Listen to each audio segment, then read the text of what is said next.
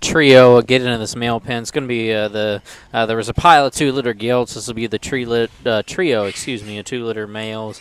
Again, those Shame on Me on Hold the Line's mother, which is the best kept secret, Red 7 best man. Obviously, Mom raised Hold the Line. That was the lackeys there. Would have raised the reserve at Elkhart. Then our Sweetheart's Guilt that the Went crew campaigned successfully. The board pig in the pen's going to be 2-9. The thinner belted male on the far side is 2-8. And then kind of the off half belted barrow is going to be 2-10.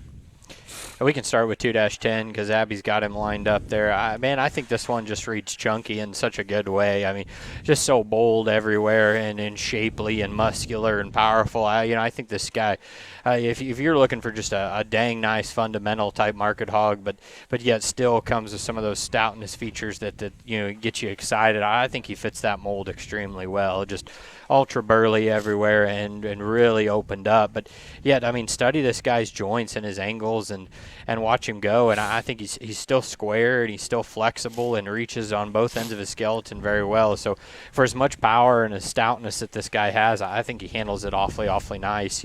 Just a really stout kind of chunky market hog that I think has some fun parts about him. We can go to 8 next, Abby, there, and that one, is on the opposite end of the spectrum. I would say if you like him greener like Jim here, I think this guy just in terms of look and extension and balance is extremely good. Maybe greener in his muscle pattern, but hey, look at the 2-liter mates at the other end of the pen. This guy's going to come with it for sure over time.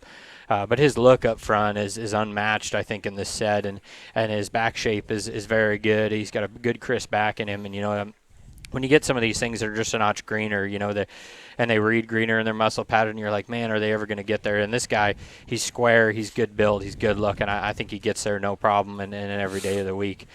And then the boar is kind of the interesting one in this group. And I would say that, not only does he have the kind of chunky stoutness of his brother, but he's also got the good-looking balance of his other brother, right? So I hate to just come in and call this one the combination hog, but I'm going to do it with a lot of positivity and say that he's the combination hog of the two we just looked at, because he is burly and stout and opened up, but he's also just awesome looking and really flexible in his joint work and great in terms of his look and presence from the side. I think if you're wanting one to take it home and to feed and try to make a run at something really heavy and hot, a big show, I think this is the guy to do it, because he's got parts and pieces of both. Like I said, his brothers, he almost puts together the total combination package of something that can be very good down the road. But also, if you're looking for a boar pig or a boar prospect, this is another one I say you look in on pretty hard because of the way he combines those parts and pieces.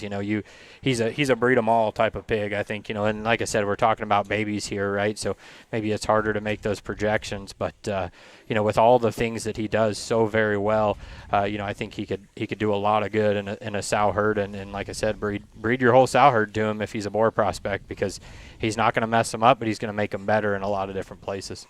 The big boar pig here in the middle of the ring. We'll go ahead and do the boar pig. Pig 9. Sorry.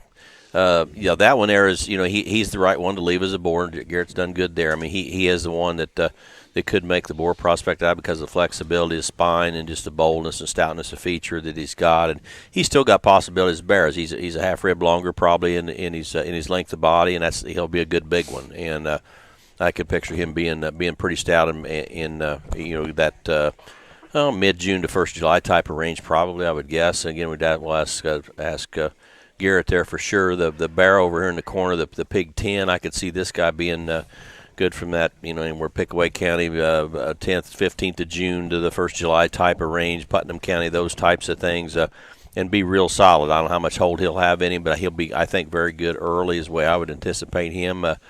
I would call the little guy the 2-8. I'd call him an over-under. He'd be overlooked and underappreciated. I think that one is a sleeper. I'm not going to say he's the best bear in the set, but that was one to pay attention, because you're probably going to sit up and have to drink an extra cup of coffee during this sale, because it's going to go a while, because there's a lot of good hogs. If you get beat out on one, don't be afraid to go to that next one, because this is a solid set of hogs all the way through. And this one has a look, and there's just something that once in a while it's hard to describe, but he's got a head carriage and a design the way I don't necessarily like the term uphill, but he almost does that.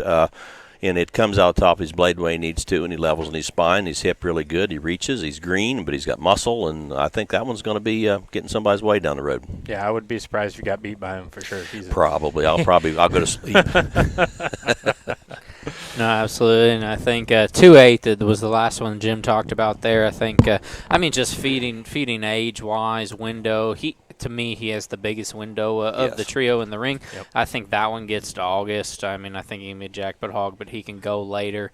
I think Jim was on the money on 210. I think 210's bulky and bold enough. He can get to those late June to mid-Julys. And again, I think the way that sound line feeds, you can stretch him if you want, but I would just caution if you want to stretch that one.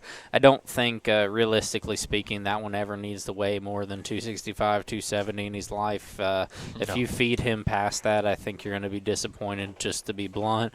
And then 2.9 was the boar pig we talked about. To me, I call him blow and go. I think you take that one home, feed him, and let him just go and roll and get as much as you want on him, and he can be ready to roll when you're ready as far as just size-wise. So the boar pig's 2.9, the stouter, bigger male's 2.10, the thin belt's 2.8.